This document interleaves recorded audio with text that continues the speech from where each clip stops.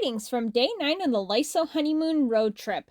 After a wonderful night at the Flower Pot Airbnb, we started to head out on the road. Of course, we had to take some time to take some photos and stuff and reminisce over the wonderful night we had here. It was actually kind of hard to leave because it was just such a beautiful place and we really enjoyed it. I loved all the details here, and once again, highly suggest to check it out if you are ever in the area.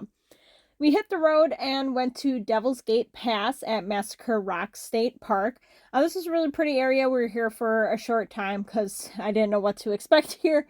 And got to see Register Rock, which was an interesting little spot. It had a lot of signatures from Oregon Trail immigrants.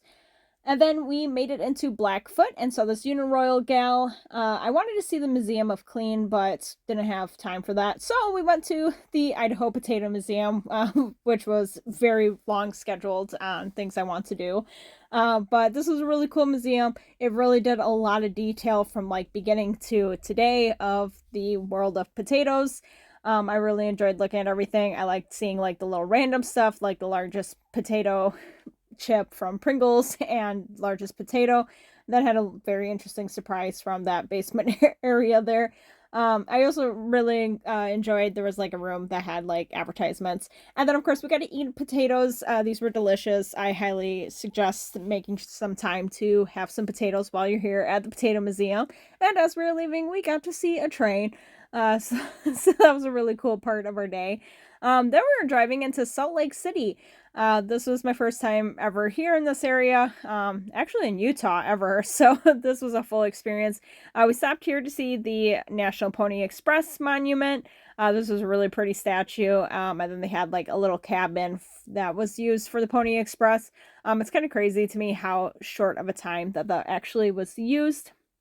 We did a little more driving around, saw some more tiny little roadside attractions. And then we visited the world's first KFC, which was Harmon Cafe. So this couple knew Colonel Sanders, and he was like, "Hey, I've got some fried chicken." And they're like, "Hey, what if we served your fried chicken at our restaurant?" So they really were just a restaurant that served KFC for a really long time, and then eventually developed into a KFC itself. But they have a suit of Colonel Sanders along with a lot of cool memorabilia. So highly suggest checking them out just for all this.